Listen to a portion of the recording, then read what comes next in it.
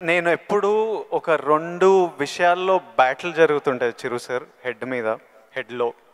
ఒకటేంటంటే డెస్టినీ. కొందరు ఏమంటారంటే రాసి పెట్టుందిరా, రాసి పెట్టింది జరుగుతుంది, నీకు రాసి పెట్టుందిరా అనే ఆలోచన ఒకటి. ఇంకో నాకున్న ఆలోచన ఏంటంటే కంప్లీట్లీ నా డెస్టినీ నా చేతుల్లో ఉంది, నాకు కావాల్సింది నేను గొడ్డు చాకిరి చేసి అది సంపాదించాలి.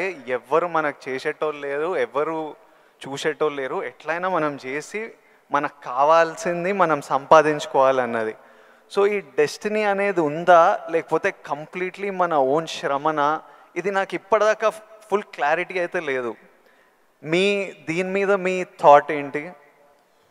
డెస్టినీ అనేది ఎక్కడో ఏవి లేదండి. ఆ డెస్టినీ క్రియేట్ చేసేది కూడా మనమే. మనం క్రియేట్ చేసుకోవాలి. నా పాత్ ఎలా ఉండాలి, దట్ ఈజ్ మై డెస్టినేషన్, నా డెస్టినీ ఇది.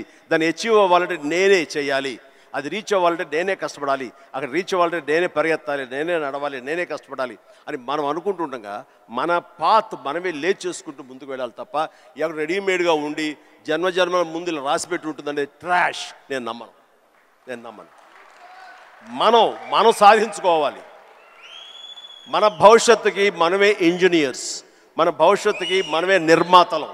ఎస్, మనమే ఆ డెస్టినేషన్ అన్నది, ఆ డెస్టినీ అనేది మనమే ఏర్పాటు చేసుకోవాలి. మనం ఏర్పాటు చేసుకుంటేనే అక్కడ ఉంది అది.